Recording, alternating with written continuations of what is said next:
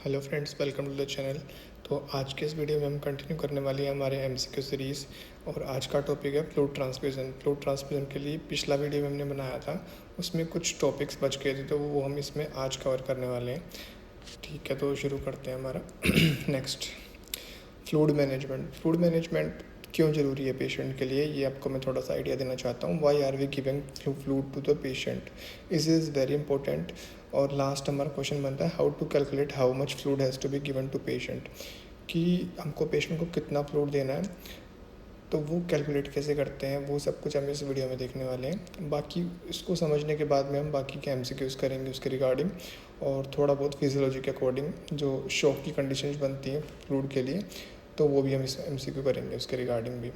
तो why are we giving fluid to the patient, patient को हम फ्लूइड क्यों दे रहे हैं, तो ताकि पेशेंट को जो एनपीओ रखा गया था पहले 6 to 8 आवर्स के लिए, उसमें क्या हो, उसको डिहाइड्रेशन ना हो, क्योंकि उस टाइम पे पेशेंट कुछ भी खा पी नहीं रहा है, तो इसकी वजह से उसको डिहाइड्रेशन हो सकता है। तो उसको प्रिवेंट करने के लिए क्या देते हैं, फ्लूइड दिया जाता है। बाकी ब्लड प्रेशर भी मेंटेन रखने के लिए देते हैं, और मेडिकेशन देनी होती है इसलिए भी फ्लूइड देना होता है। सर्जिकल लॉसेस होते हैं, उसको रिप्लेस करने के लिए फ्लूइड देना होता है, क्योंकि एनेस्थीसिया के टाइम पे क्या होता है कि टिश्यूज़ और ब्लड वेसल्स में काफ़ी क्या होता है, फ्लूइड का ट्रांसफ़र होता है, तो काफ़ी फ्लूइड शिफ्ट होता है। तो इस वजह से क्या होता है, हाइपोवोलेमिया ना हो पेशेंट को, इसलिए भी फ्लूइड देना ज़रूरी होता है। और भी काफ़ी रीजंस हैं, जैसे कि हमारी ऑर्गन फंक्शनिंग को नॉर्मली मेंटेन रखने के लिए फ्लूइड देना होता है। तो ये सभी सारे रीजंस हैं जिनकी वजह से क्या होता है, फ्लूइड एक नेसेसरी कंपोनेंट है एनेस्थीसिया और सर्जरी साइड के लिए। नेक्स्ट है हाउ टू कैलकुलेट, कैसे कैलकुलेट करते हैं वो हम सीखते हैं। How to calculate how much fluid has to be given to the patient, इसको बोलते हैं intra operative fluid. Intra operative fluid कैसे कैलकुलेट करना है, कैलकुलेशन का एक फॉर्मूला होता है, उसमें क्या क्या होता है, मेंटेनेंस फ्लूइड होता है। मेंटेनेंस फ्लूइड का मतलब है कि पर आवर जो पेशेंट की बॉडी है उसको कितना फ्लूइड रिक्वायर है, तो वो होता है मेंटेनेंस फ्लूइड। उसके साथ में दिया जाता है फास्टिंग डेफिशिएंट, मतलब कि क्या होता है, पेशेंट को एनपीओ रखा गया है 4 6 to 8 आवर्स या फिर जितने भी आवर्स के लिए उसको एनपीओ रखा गया है, तो उस टाइम पे उसको उसकी बॉडी को जो रिक्वायरमेंट थी फ्लूइड्स की, इलेक्ट्रोलाइट्स की, तो उसके बेसिस पे ये फास्टिंग डेफिसिट ये कंप्लीट हमको वापस देना होता है पेशेंट को। उसके अलावा जो लॉसेस हो रहे हैं, जैसे कि सर्जरी साइड से लॉसेस होते हैं, एनएससी साइड से लॉसेस होते हैं प्रोसेसर के टाइम पे, तो वो भी हमको वापस देना होता है। और थर्ड स्पेस लॉस, तो ये हमको पूरा क्या करना पड़ता है, पेशेंट को वापस देना होता है, जो भी उसको जितना उसकी बॉडी के अकॉर्डिंग चाहिए उतना उसको वापस देना है। तो ये नॉर्मली कैलकुलेशन का फॉर्मूला होता है। इन सभी के अंदर हमको सबसे इम्पोर्टेंट क्या सीखना है, अगर हम मेंटेनेंस फ्लूइड कैलकुलेट करना सीख जाएंगे तो हम फास्टिंग डेफिसिट भी कैलकुलेट कर सकते हैं। लॉसेस को कैलकुलेट करना इजी है, क्योंकि जितना ब्लड लॉस हो रहा है उसके अकॉर्डिंग हम कैलकुलेट कर सकते हैं। और थर्ड स्पेस लॉस ये भी हम कर सकते हैं। तो मेंटेनेंस फार्मूला क्या होता है वो मैं आपको बताता हूँ। मेंटेनेंस फार्मूला होता है 4 to 1, ये हमको याद रखना है 4 to 1। इसके बेसिस पे हम क्या कर सकते हैं, कैलकुलेट कर सकते हैं। तो कैसे काम करता है 4 to 1 पे, तो it is calculated by patient body weight. So firstly find out the patient body weight. इसके मेंटेनेंस फ्लूइड से रिगार्डिंग काफ़ी बार क्वेश्चन पूछे जा चुके हैं, तो ये आपको अच्छे से याद होना चाहिए। क्वेश्चन दे देता है कि पेशेंट की बॉडी वेट इतना है और इतने टाइम से वो एनपीओ रखा गया है, तो पेशेंट को कितना फ्लूइड अभी चाहिए होगा, तो वो कैलकुलेट करना है। तो ऐसा क्वेश्चन देखने को मिल ही जाता है हमको, तो हम इसको अच्छे से सीख लें। कैसे कैलकुलेट करना है, सबसे पहले हमको पेशेंट का बॉडी वेट पता होना चाहिए। बॉडी वेट जब हम पता कर लेंगे उसके बाद में 4 to 1 लगा देंगे उसके अंदर। तो सबसे पहले हमको क्या करना है, कुछ नहीं, पेशेंट का बॉडी वेट पता करना है। बॉडी वेट एक बार आपको पता चल गया, जैसे मान लेते हैं 60 kgs, तो उसका क्या करना है, अब आपको 3 कंपार्टमेंट करने हैं बॉडी वेट के, एक 0 से 10 के बीच, दूसरा 10 से 20 के बीच, और 20 के बाद जितना बच गया उतना। तो 60 kg अगर हम मानते हैं तो 10 पहले लिख देंगे, पहले कंपार्टमेंट में 0 से 10 10, दूसरे में लिखेंगे 10 to 20 के बीच कितना होता है 10, तो दूसरे में भी 10 लिख देंगे। तीसरे में कितना बच गया, 10 और 10 दोनों पहले यूज़ हो चुके हैं, 60 में से 10 और 10 माइनस करेंगे कितना हो जाएगा, 40 बचेगा, तो तीसरे कंपार्टमेंट में लिखेंगे हम 40। तो पहले कंपार्टमेंट को क्या करेंगे हम 4 से मल्टीप्लाई करेंगे, दूसरे वाले को 2 से करेंगे, तीसरे वाले को 1 से मल्टीप्लाई करेंगे। ये देखो मैंने लिख रखा है up to 0 to 10 4, up to 10 to 20 2, more than 20 1। तो इनको क्या करना है, मल्टीप्लाई करना है बॉडी वेट के कंपार्टमेंट से। तो 10 फर्स्ट कंपार्टमेंट में कितना आया था हमारे पास 10 इंटू 4 करेंगे तो 40 ml वो हो गया। दूसरे कंपार्टमेंट में कितना आया था हमारे पास, दूसरे में भी 10 आया था, 10 और 20 के बीच में आता है 10, तो 10 को 2 से मल्टीप्लाई करेंगे कितना आएगा 20। तीसरे कंपार्टमेंट में कितना बच गया 60 माइनस 20 करेंगे तो 40 बच गया, तो 40 इंटू 1 से मल्टीप्लाई कर देंगे तो कितना हमारे पास टोटल हो गया। पहले वाले में 40 आया, दूसरे वाले में कितना आया 20, और तीसरे वाले में कितना आ जाएगा, तीसरे में भी आ जाएगा 40, तो 40 40 और 20 कितना हो गया 100।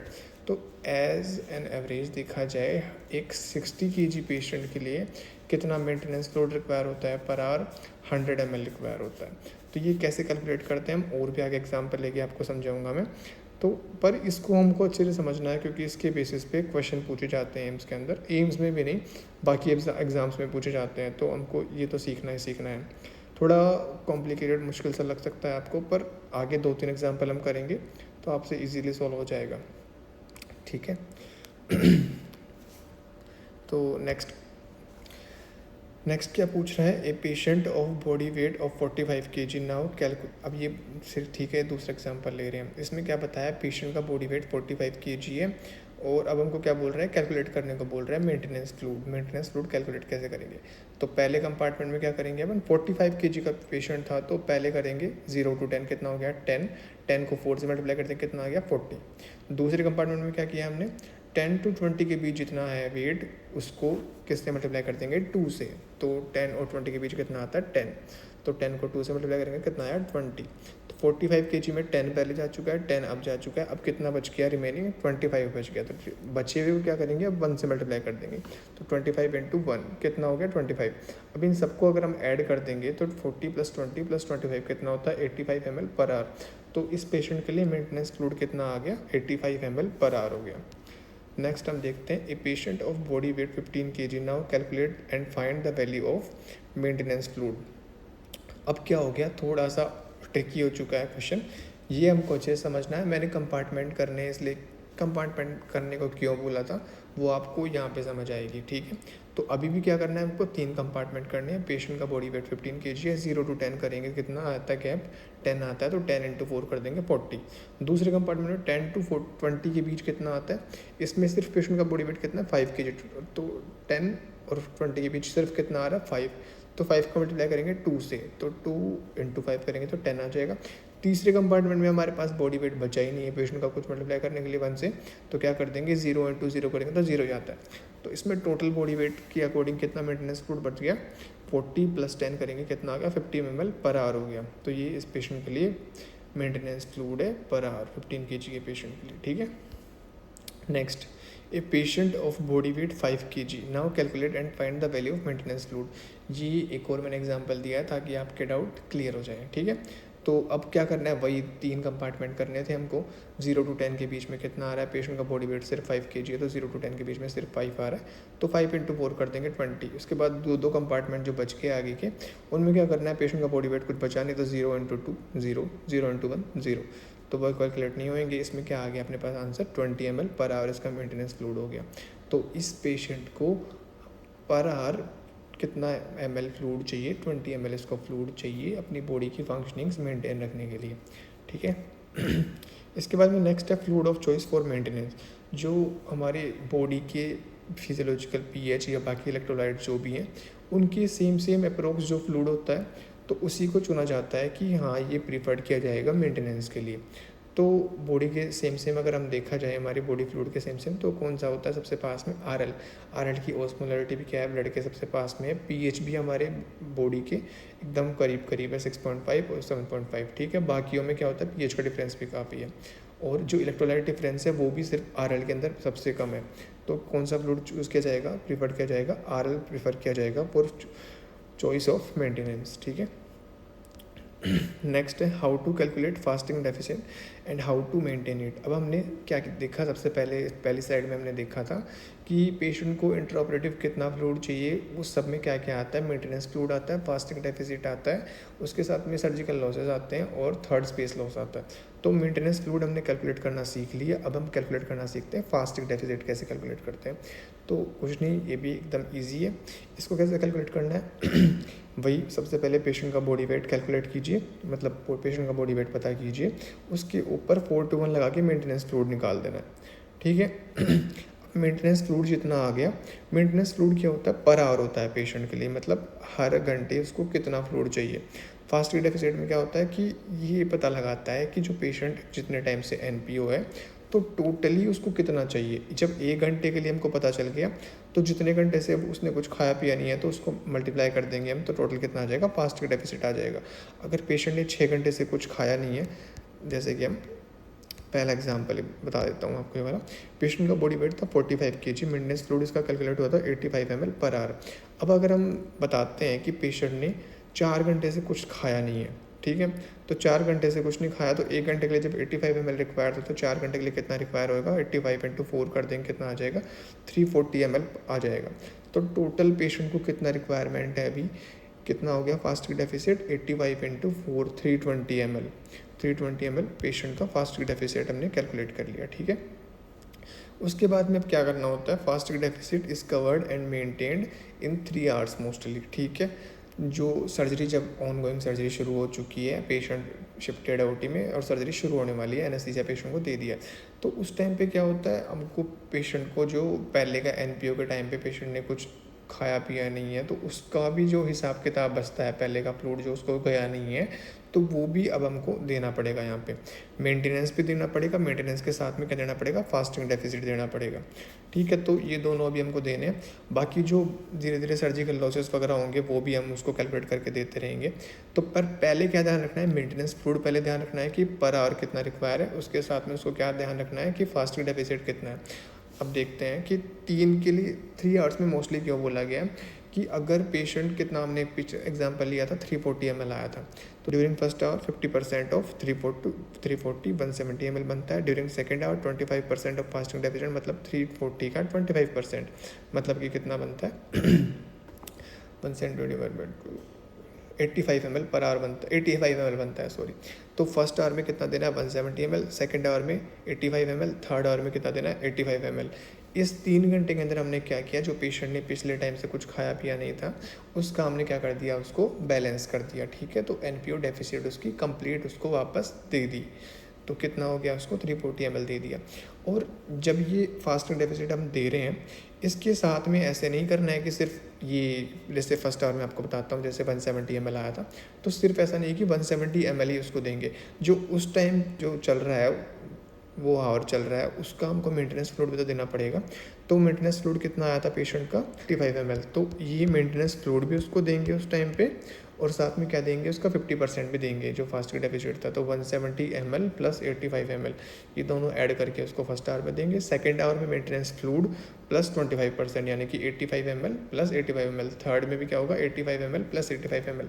जब फोर्थ आवर शुरू हो जाएगा तो फास्टिंग डेफिसिट अब कंप्लीट हो चुका है, हमने कंप्लीटली उसको दे दिया। अब फास्टिंग डेफिसिट कुछ नहीं देंगे, अब सिर्फ उसको क्या देंगे, हम मेंटेनेंस फ्लूइड देंगे। मेंटेनेंस फ्लूइड कितना था, 85 ml। तो अब फोर्थ आवर से क्या करने लग जाएंगे हम, 85 ml पर आवर शुरू कर देंगे उसको, ठीक है। नेक्स्ट, अब इसके लिए एग्जांपल सेट है एक, तो एग्जांपल बताता हूँ। Calculate intra operative fluid requirement of a patient of body weight 75 kg who is in NPRs from last 6 hours. तो ये कंबाइनली एक क्वेश्चन आ चुका है। ये अगर ये क्वेश्चन आप करना सीख गए तो मतलब आपने सारा इंट्रा ऑपरेटिव फ्लूइड कैलकुलेट करना सीख लिया।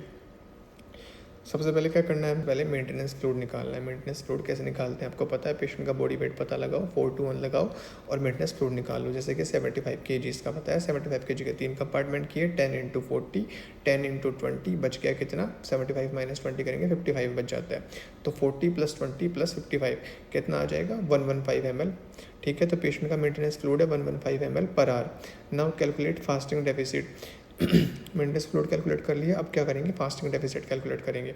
तो पेशेंट कितने आवर्स है एनपीओ, 6 आवर्स है, तो 6 से इसको मल्टीप्लाई कर देंगे, कितना आ गया 690, ठीक है। तो अब क्या करते हैं, अब हम पेशेंट को फ्लूइड देना शुरू करते हैं। कैलकुलेट हमने कर लिया, अब हमको क्या करना है, शुरू करना है।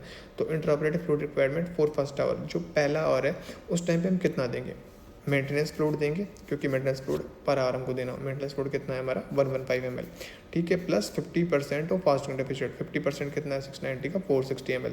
तो 460 नहीं सॉरी 345, तो 115 प्लस 345 करेंगे तो 460 ml, यानी कि पेशेंट को पर मतलब पहले घंटे में लगभग आधा लीटर फ्लूइड प्रोवाइड कराना है हमको। सेकंड आवर में हम देखेंगे वही मेंटेनेंस फ्लूइड कितना है 115 ml प्लस 25% और फास्टिंग डेफिशिएंट 25% कितना है 172.5, तो ऐड करेंगे 287.5 ml उसको सेकंड आवर में देना है। थर्ड आवर में कितना लेना है मेंटेनेंस फ्लूइड प्लस 25% और फास्टिंग डेफिशिएंट, इसको भी ऐड करेंगे 287.5 बनता है। अब क्या हो गया, थर्ड आवर तक आते आते फास्टिंग डेफिशिएंट कंप्लीटली हम उसको वापस दे चुके हैं।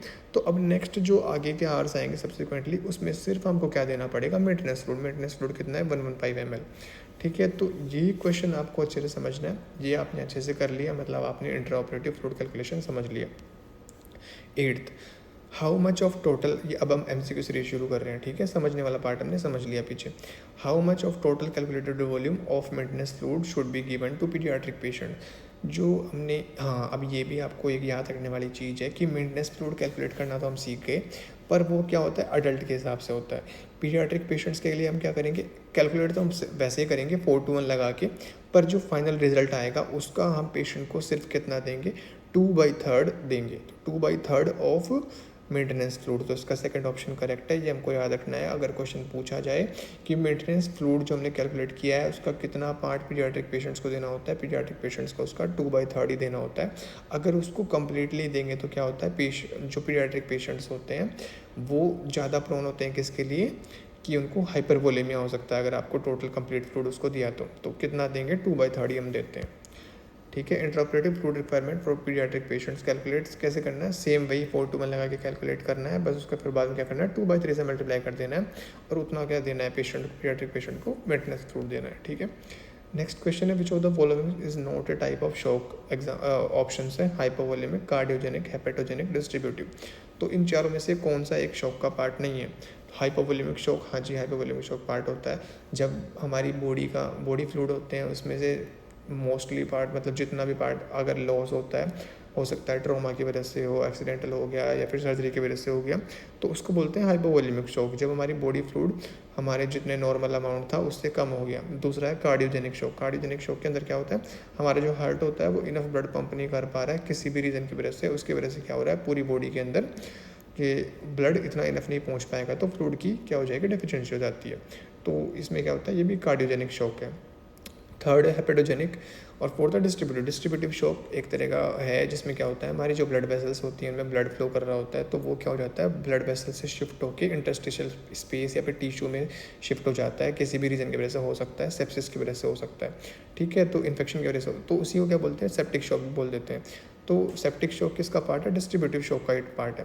थर्ड ऑप्शन हमने जो देखा है हेपेटोजेनिक शॉक, ऐसा कोई शॉक नहीं होता है, इसमें अगर हम क्लासीफाई नहीं किया गया है तो इसका थर्ड ऑप्शन इसका करेक्ट है, hepatogenic is not a type of shock. ठीक है, next question, a patient with massive bleeding after trauma is likely to experiencing which type of shock. अब ये क्वेश्चन, शॉक के क्वेश्चंस मैंने इसलिए डाले हैं इसके अंदर क्योंकि फिजियोलॉजी के बेसिक क्वेश्चंस जो एनालिसिस से रिलेटेड होते हैं वो पेपर में पूछे जाते हैं। तो शॉक एक, जब हम फ्लूइड की रिक्वायरमेंट पढ़ रहे हैं तो ये शॉक तो हमको आना ही आना चाहिए। तो ये पूछ रहा है कि किसी पेशेंट को मैसिव ब्लीडिंग हो चुकी है ट्रॉमा की वजह से, और तो हम उसको कौन सा शॉक उसका गैस कर सकते हैं कि कौन सा शॉक हुआ है पेशेंट को। तो ऑप्शन है कार्डियोजेनिक, हार्ट में कोई प्रॉब्लम होती है तो कार्डियोजेनिक आता है, हार्ट में कोई प्रॉब्लम नहीं है अभी, सिर्फ उसको क्या हुआ है मैसिव ब्लीडिंग। मैसिव ब्लीडिंग में क्या हुआ, हमारी बॉडी से फ्लूइड का ज़्यादा लॉस हो चुका है, तो कार्डियोजेनिक तो होगा नहीं। ऑब्स्ट्रक्टिव कब होता है, ऑब्स्ट्रक्टिव जो मतलब इनफ ब्लड जा नहीं पा रहा टिश्यूज़ तक, तो ऑब्स्ट्रक्टिव मतलब किसी भी वजह से ब्लड वेसल्स में ऑब्स्ट्रक्शन आ सकता है, उसकी वजह से ऑब्स्ट्रक्टिव शॉक होता है, तो वो भी नहीं है। डिस्ट्रीब्यूटिव शॉक वो कब होता है, जब ब्लड वेसल्स से ब्लड कहाँ फ्लो जाता है, शिफ्ट हो जाता है टिश्यूज़ में, इंटरस्टिशियल स्पेस में, तो वो भी नहीं होता। हाइपोवोलेमिक, इसके अंदर ही आंसर छिपा हुआ है इस वर्ड के अंदर। हाइपो मतलब कम, वॉल्यूमिक मतलब वॉल्यूम। इसका मतलब क्या है, जो हमारा बॉडी वॉल्यूम था, फ्लूइड वॉल्यूम था, वो कम हो चुका है क्योंकि मैसिव ब्लीडिंग हो चुकी है, तो इसका फोर्थ ऑप्शन करेक्ट है, इसका आंसर आएगा हाइपोवोलेमिक। नेक्स्ट क्वेश्चन है which of the following is a compensatory response in shock. Shock में क्या होता है नॉर्मली कि हमारी बॉडी, शॉक का मतलब है कि इनफ ब्लड हमारे टिश्यूज़ के पास में नहीं पहुंच पा रहा है, ठीक है, और टाइप्स हमने देख लिए इसके। तो जब ऐसा होता है तो हमारी बॉडी एक कंपनसेटरी मैकेनिज्म शुरू करती है, तो वो कौन सी होती है, तो ब्रेडिकार्डिया होगा।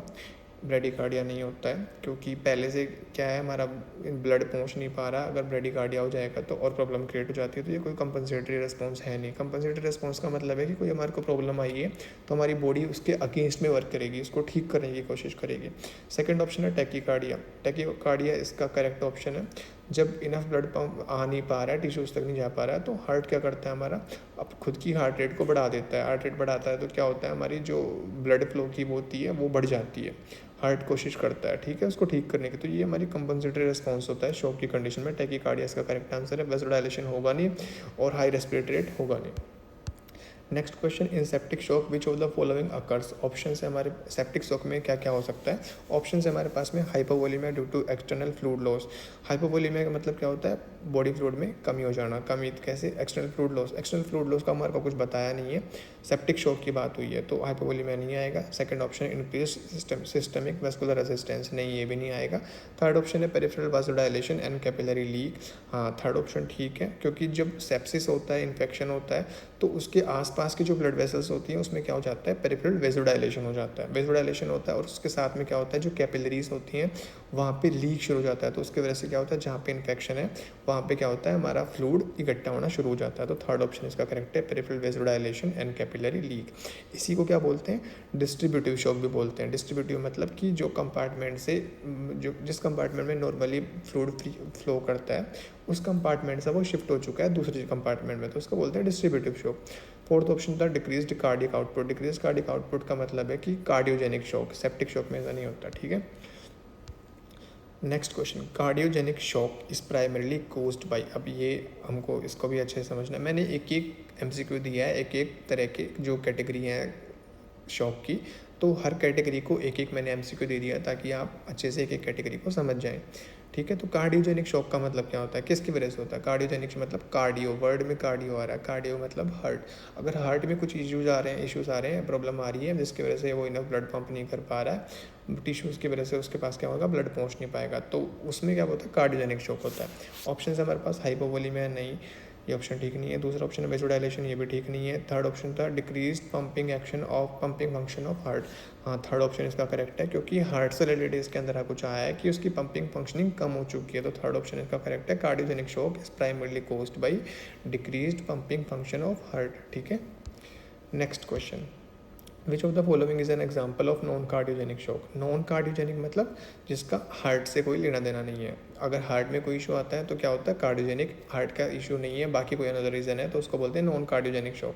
तो ऑप्शन से हमारे पास acute MI, acute myocardial infarction, ये हार्ट का इशू है तो ये नहीं होगा इसका करेक्ट आंसर। सेकंड ऑप्शन है सीवियर हेमरेज। सीवियर हेमरेज का मतलब है कि काफ़ी ज़्यादा ब्लड लॉस हो चुका है। ये क्या होता है, एक कार्डियोजेनिक शॉक का टाइप नहीं है, ये क्या है, नॉन कार्डियोजेनिक का शॉक का टाइप, क्योंकि इसमें हार्ट के अंदर कोई इशू नहीं है, मैसिव ब्लीडिंग हुई है वो किसी भी पार्ट की तरह से हो सकती है। थर्ड ऑप्शन हार्ट फेलियर था। फोर्थ ऑप्शन वेंट्रिकुलर एरिथमिया था। नीचे के दोनों ऑप्शन क्या है, हार्ट से रिलेटेड है। सेकंड ऑप्शन हार्ट से रिलेटेड नहीं है, तो सेकंड ऑप्शन इसका करेक्ट है, नॉन कार्डियोजेनिक शॉक के अंदर आएगा। Next question, which of the following is most reliable to assess fluid status and titrate fluid therapy. अब क्या होता है, आज के टाइम पे मॉडर्न टेक्निक्स आ चुकी हैं जिनकी वजह से क्या कर सकते हैं, हम कैलकुलेट कर सकते हैं कि पेशेंट को कितना फ्लूइड चाहिए, कितना फ्लूइड उसकी बॉडी के लिए रिक्वायर है अभी। तो ये कैसे पता लगा सकते हैं, flow time through aorta, stroke volume variation, cardiac output, all of this, ये सभी टेक्निक्स होती हैं जिनकी वजह से क्या कर सकते हैं, हम फ्लूइड स्टेटस पता कर सकते हैं और उसके फ्लूइड स्टेटस पता करके टाइट्रेट कर सकते हैं फ्लूइड थेरेपी को उसके अकॉर्डिंग, ठीक है। पर इस क्वेश्चन में क्या पूछा, मोस्ट रिलायबल कौन सा है, तो मोस्ट रिलायबल जो भी यूज़ हो रहा है सबसे जो अच्छा है वो है stroke volume variation. Stroke volume का मतलब है कि पर इजेक्शन हार्ट का हमको पता लग रहा है कि कितना पेशेंट को पर इजेक्ट कर पा रहा है हार्ट, तो उसके अकॉर्डिंग हम क्या कर सकते हैं, फ्लूइड स्टेटस पता लगा सकते हैं। तो सेकंड ऑप्शन इसका करेक्ट है, मोस्ट रिलायबल। अगर पूछता है कि इनमें से तीनों में से कौन सा है जिसकी वजह से हम एसेस कर सकते हैं फ्लूइड स्टेटस, तब तो आंसर क्या जाता है, ऑल ऑफ दीज आता है। सेकंड आंसर इसका करेक्ट है। Next question, choose the correct statement regarding pulmonary artery occlusion pressure, ठीक है, PAOP। तो इसमें 4 स्टेटमेंट दिए हुए हैं, इनमें करेक्ट कौन सा है वो हमको पता लगाना है। अगर पहले कंडीशन है PAOP अगर 8 से कम है तो ये क्या डिनोट करता है कि पेशेंट को हाइपोवोलेमिया, हाँ ये सही है, ये हमको याद रखना है। PAOP अगर 18 से ज़्यादा है तो उसका मतलब है कि हाइपरवोलेमिया हो चुका है। 2 कंडीशंस दे दी हैं, अगर PAOP 8 से कम है तो हमारी बॉडी में फ्लूइड की कमी है, और 18 से ज़्यादा है तो हमारी बॉडी में फ्लूइड ओवरलोड हो चुका है या फिर हाइपरवोलेमिया हो चुका है।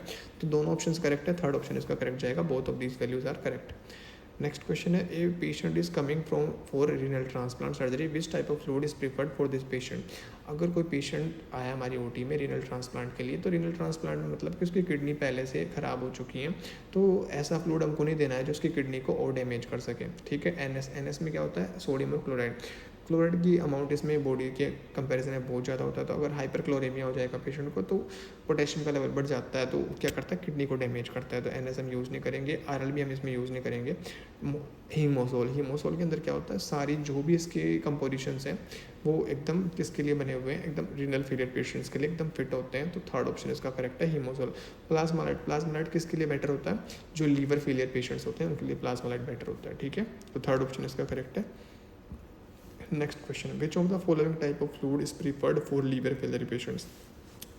नेक्स्ट क्वेश्चन में आ ही गया, तो इसके अंदर हमने देख ही चुके हैं पहले, प्लाज्मालाइट का करेक्ट आंसर है, फोर्थ ऑप्शन। ठीक है, next question, fluid of choice for hypovolaemic shock. Hypovolaemic मतलब क्या हो चुका है, पेशेंट के बॉडी के अंदर फ्लूइड की कमी हो चुकी है, हाइपोवोलेमिक शॉक हो चुका है पेशेंट को। तो क्या करना है हमको, पेशेंट को फ्लूइड देना है। अब चारों हमारे पास फ्लूइड है, NS, RL, हीमोसोल, प्लाज्मालाइट, चारों क्या है, फ्लूइड ही हैं। पर अब इन चारों में से हमको कौन सा चूज़ करना है जिसकी जो कंपोजिशन है, कंटेंट्स है, वो हमारी बॉडी के कंपोजिशन की क्या है, लगभग सेम है। तो हाइपोवोलेमिक शॉक में भी क्या आएगा, RL। तो इस फॉर्मूले से कैसे हमको total required volume of fluid पता लगाना है वो मैं आपको बताता हूँ। सबसे पहले आपको पता होना चाहिए पेशेंट का बॉडी वेट, और जो पेशेंट का पार्ट अफेक्टेड है, बर्न के थ्रू इंजर्ड हुआ है, वो पार्ट आपको पता होना चाहिए। और उस पार्ट से पता लगाएंगे हम कि जो नीचे आपको डायग्राम दे रखा है, इससे पता लगाएंगे हम सरफेस एरिया। जैसे कि पेशेंट का अगर एक साइड का लोअर लिम्ब जला है तो 18% होता है उसका सरफेस एरिया, दोनों साइड के चल गए तो 18 + 18, हाथ जलाया तो 9, दोनों हाथ जले तो 9 + 9, अगर दोनों हाथ दोनों पैर तो 18 + 18 + 9 + 9। ऐसे करके आप टोटल सरफेस एरिया पता लगाना है आपको कि कितना पेशेंट का पार्ट बर्न के थ्रू इंजर्ड हुआ है। तो जब ये पता लग जाएगा आपको, क्या करना है आपको, 4 को मल्टीप्लाई करना है पेशेंट के बॉडी वेट से, इनटू मल्टीप्लाई करना है सरफेस एरिया, जो नीचे परसेंटेज दे रखा है आपको, उस परसेंटेज से मल्टीप्लाई करना है। जितना बॉडी पार्ट अफेक्ट हुआ है उतना % से मल्टीप्लाई करना है सिर्फ। ठीक है, तो जब सारा मल्टीप्लाई कर देंगे तीनों को आप, तो जैसे कि मान लेते हैं कि 60 kg का पेशेंट था और उसका दोनों साइड के लोअर लिम्ब क्या हुए हैं, अफेक्ट हुए हैं बर्न के थ्रू। तो दोनों साइड का मतलब 18 + 18 36 हो जाएगा। तो 4 को मल्टीप्लाई करेंगे बॉडी वेट 60 से, इंटू मल्टीप्लाई करेंगे 18 + 18 36 से। ठीक है, तो 4 × 60 × 36 मल्टीप्लाई करने पे जितना भी आएगा, इसका मतलब है कि जो वो amount total volume of required है, टोटल रिक्वायर्ड वॉल्यूम है इस पेशेंट के लिए 24 आवर्स के लिए। और उसका 50% हमको देना है फर्स्ट 8 आवर्स में, बाकी का जो 50% बच गया उसको हमको देना है नेक्स्ट 16 आवर्स के अंदर। ठीक है, तो इसके थ्रू हम बर्न के पेशेंट्स का क्या कर सकते हैं, फ्लूइड थेरेपी उसको दे सकते हैं। तो इस फॉर्मूले का नाम है पार्कलैंड फार्मूला। जो नीचे ये डायग्राम दिया हुआ है इसमें बॉडी सरफेस एरिया का परसेंटेज है, ये भी आपको याद करना है। ठीक है, थोड़ा मैं बता देता हूँ आपको कि जैसे हेड पार्ट है इसका 9% होता है, लोअर लिम्ब का 18%, दोनों का 18 + 18 हो गया, अपर लिम्ब 9% होता है, फ्रंट पार्ट होता है जो हमारा उस पर 18% होता है, बैक का भी 18% होता है, पेरिटोनियम का रीजन का 1% होता है। ठीक है, अब चलते हैं नेक्स्ट क्वेश्चन की तरफ। एक traumatised patient came for urgent surgery as massive bleeding has occurred and there is difficulty in finding any type of vein, which route can be preferably chosen to provide fluid and blood transfusion until central line is placed. Options है subcutaneous route, intraosseous route, intramuscular route, peritoneal route।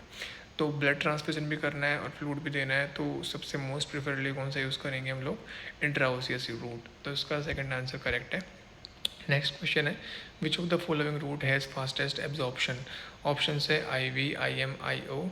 IO का मतलब है इंट्राओशियस, last है bronchial. तो इसके लिए correct answer होगा IV, ये सबसे फास्ट एब्जॉर्प्शन रेट होती है IV की। नेक्स्ट क्वेश्चन है, a patient of body weight 70 kg was suffered from burn injury. It was concluded that both legs are injured.